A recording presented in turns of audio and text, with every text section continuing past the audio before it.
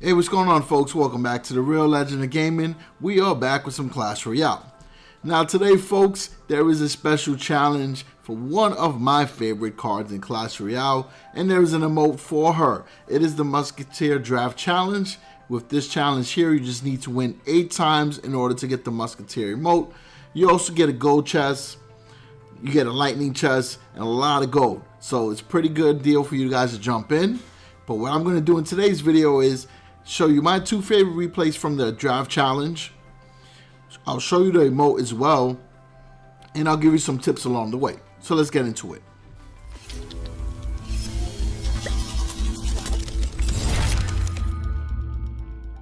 Alright, so this is the emote that you'll get for completing the challenge. Pretty cool stuff, and is exclusive at the moment, so it's a nice little thing to show off during matches. Now here's my first favorite match. So here we go. This is the match that helped me win the challenge, right? So whenever playing the draft challenge, what I normally go with is cards that are hard to defend against, especially if I know that the opponent doesn't have that counter. And I also want to have the counters to cards like the Goblin Barrel. So like if you can get arrows, it's a very important spell card to get because it's going to counter the Goblin Barrels. If you can get Elite Barbarians or Golems, those are cards that are typically very hard to defend against unless the opponent has the counters in their hand. But because it's draft challenge, there isn't a guarantee. I also like to pair up cards that have good synergy together. So if you have a Golem, you want to pair up units that go very good with it. For example, like an Infernal Dragon, a Royal Ghost, a Dark Goblin. Even E-Barbs go well with it as well. Then another thing you want to bear in mind is that you also have to have at least one card that can defend against air troops. A perfect example is the Lava Hound. So what we're going to do is you're going to use the Infernal Dragons to defend against it. And then on the other lane, since we got the Golem pushing with the Royal Ghost, we can support with the Dark Goblin too. That way you have 1 ground, 1 air. And we see it did the same thing when we dropped the Spirit Goblins. That worked out really good. And then we use the arrows again, right? Because we used it the first time on the Goblin Barrel. This time we used it on the Lava Hound Pups. So the arrows are a very, very good card to have. Then last tip that I can think of, and I'll probably think of more in the next replay, is whenever you're picking a heavy tank, try to add some cheap cycles cards in the deck. Like for example, that Dark Goblin is 3 elixir, the Royal Ghost is 3 elixir, so it helps balance the average elixir cost. So now let's go into another match, and this match will be longer, so I'll be able to share some more. Alright, so this time around, I went with the Siege card. I figured let me play the Mortar, especially if I can stack up a nice tank in front of it.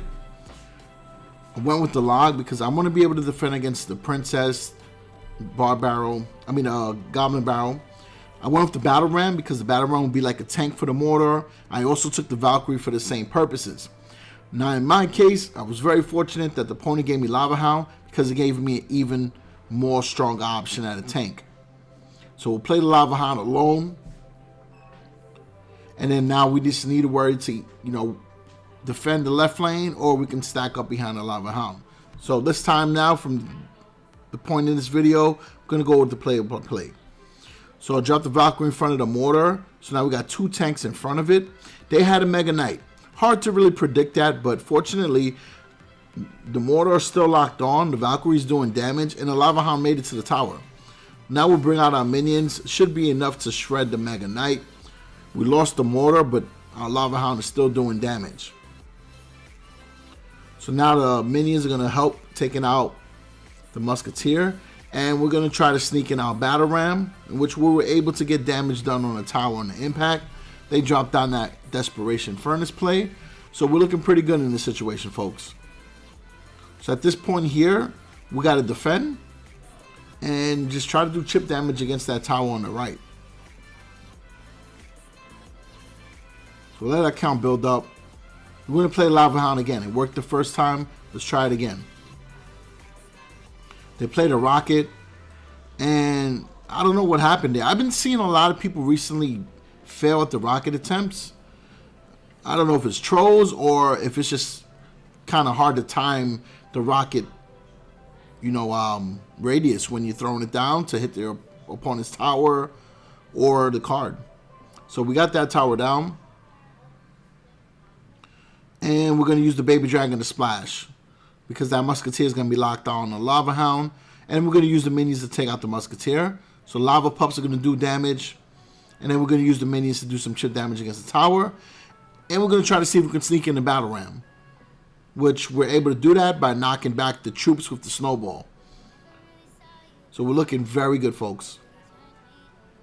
All right, we'll lose the log. We'll push everything back in that lane. At this point now, we just got to defend. We'll play the Valkyrie. I'm not going to go crazy with the Lava Hound. I want to save more elixirs to defend. So we'll place the mortar. It's going to help do damage against that Mega Knight, along with the furnace and everything there. We'll take out the tower with the snowball. That way we can cycle back and put more units to defend. Mortar is still wrecking. It's going to even clear out this path here along with the Valkyrie. And then the splash damage from the baby dragon is even more OP.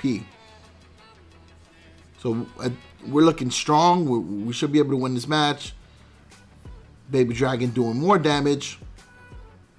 And then we got two mortars, which, to be honest with you, the placement is not great, but I had two towers. I wasn't really worried about losing one. So that's it, folks. That is my favorite highlights from the Musketeer Draft Challenge. And I shared with you some tips that I like to use. If you guys got more tips, then feel free to drop them down below. And I wish you guys best of luck on the challenge. And I hope that you can share and have fun with this new emote. All right, so peace out.